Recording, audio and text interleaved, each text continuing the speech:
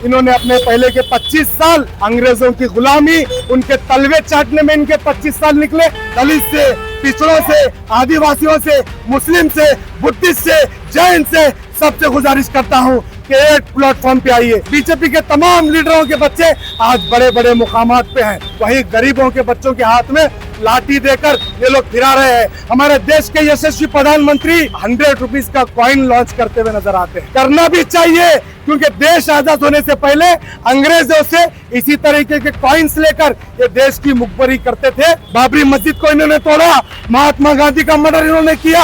RSS को, जिनकी मानसिकता, इनकी जो आइडियोलॉजी, उनके खिलाफ एक प्रोटेस्ट कर एक मैसेज दिया है पूरे हिंदुस्तान को कि प्रियंका खरगे जी के साथ हर समाज के लोग जुड़े हुए हैं। बातिल से डरने वाले आसमान नहीं हम, इन आंधियों को कह दो अपनी औकात में रहे। 4 दिन पहले district incharge minister Priyanka Kharge ji ने कर्नाटका के सीएम सिद्धरामैया जी को एक लेटर दिया। उसमें कहा आरएसएस को गवर्नमेंट प्लेसेस पर, कॉलेजेस पर, स्कूल्स पर उनकी एक्टिविटी को बैन कीजिए।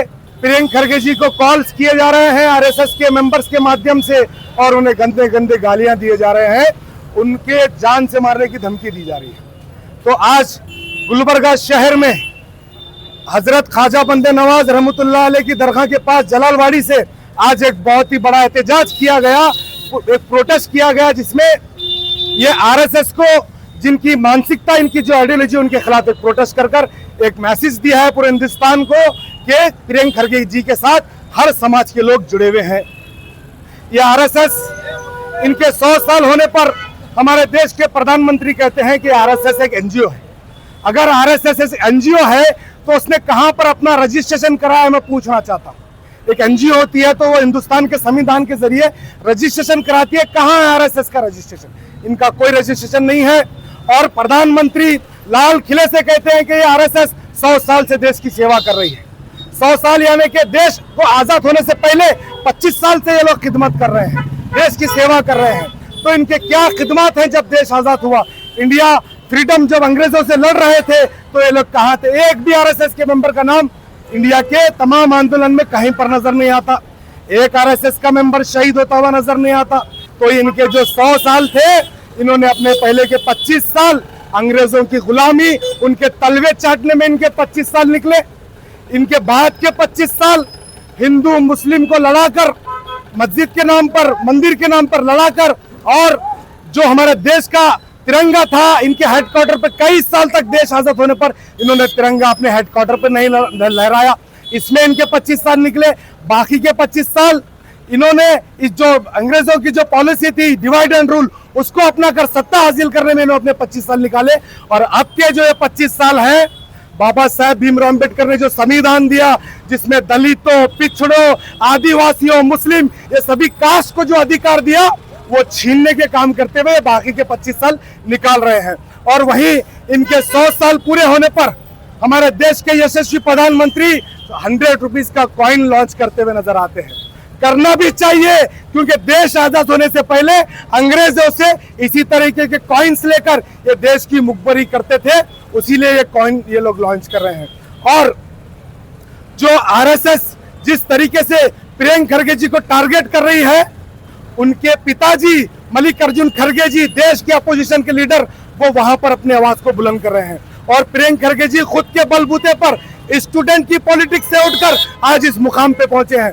बाकी आप बीजेपी के लीडरों के बच्चों को ले लो, आप नितिन गडकरी के बच्चे को ले लो, जिस तरीके से हिंदुस्तान में इतना बड़ा फ्रॉड किया है, 400-500 गिना नितिन गडकरी के बेटे की प्रॉपर्टी बनती है। वहीं पर अमित शाह के बेटे को ले लो, 4 साल का बच्चा अच्छी बात करता है। 4 साल का बच्चे को अगर ठहरा करेंगे तो 4 साल का बच्चा अच्छी बात करता है, उसे बात करना नहीं आता, उसे आईसीसी का चेयरमैन बना दिया गया। उसी तरीके से राजनाथ सिंह का बेटा, ज्योति आदित्यनाथ सिंह का बेटा, बीजेपी के तमाम लीडरों के बच्चे आज बड़े बड़े मुकामात पे हैं, करोड़पति, अरबपति है, हिंदुस्तान के बाहर उनके बिजनेस है। वहीं गरीबों के बच्चों के हाथ में लाठी देकर ये लोग फिरा रहे हैं। हमें तुम्हारे लाठी से डर नहीं लगता? गुलबर्गा डिस्ट्रिक्ट के हारे हुए एमपी, सुन लो, तुमने मीडिया के माध्यम से कल कहा कि लाठी से क्यों डरते हो? हम लाठी से नहीं डरते, तलवार से डरना चाहिए। तलवार से भी नहीं डरते, पर आपने नहीं देखा होगा ये आरएसएस के जितने भी अपने शाखाओं में प्रैक्टिस करते हैं, कई हजार वीडियो आपको मिल जाएंगे। ये लोग तलवार लेकर नाचते हुए नजर आते थे। और आप पूछते हैं कोई एक ऐसी चीज बताओ जो आरएसएस ने इस देश के खिलाफ किया।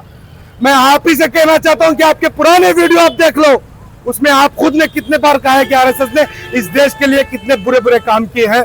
वही मैं आपसे सवाल करता हूं कि बताइए आरएसएस का एक ऐसा काम जिन्होंने इस देश के भलाई के लिए किया। वही हजारों काम इन्होंने देश के खराब करने के लिए किया है। बाबरी मस्जिद को इन्होंने तोड़ा, महात्मा गांधी का मर्डर इन्होंने किया, एक बुजुर्ग आदमी निहत्थे आदमी को जाकर गोली मारने का जो काम करते हैं, उसी की फोटो लगाकर आपके पार्टी के नेता फिर से गांधी जी का बैनर लगाकर गोली मारते हुए नजर आते हैं। ये आपकी आइडियोलॉजी है, इस आइडियोलॉजी पे आप चलते हो। और आपने कहा था बीजेपी के हारे हुए एमपी, आपने कहा कि ये आरएसएस जो है देश की भलाई का काम करती है, तो ये दोगली सियासत आप छोड़ दीजिए। आप अपने खुद के पुराने वीडियो आप उठाकर देख लीजिए। हर बार आपको मुंह तोड़ जवाब देने का काम गुलबर्गा की आवाम की है, आगे भी करेगी। मैं फिर एक बार तमाम सेकुलर ध्यान रखने वाले लोगों से, दलित से, पिछड़ों से, आदिवासियों से, मुस्लिम से, बुद्धिस्ट से, जैन से, सबसे गुजारिश करता हूं कि एक प्लेटफॉर्म पे आइए, एक प्लेटफॉर्म पे आइए, प्रियंक खड़गे जी का साथ दीजिए, जितने सेकुलर लोग हैं उनका साथ दीजिए। मैं फिर एक बार तमाम गुलबर्गा के नौजवानों का शुक्रिया अदा करते हुए अपनी बात को खत्म करता हूं। प्रियंक साहब, आप आगे बढ़ो, हम आपके साथ हैं, हिंदुस्तान आपके साथ है। शुक्रिया, जज़ाकल्लाह खैर।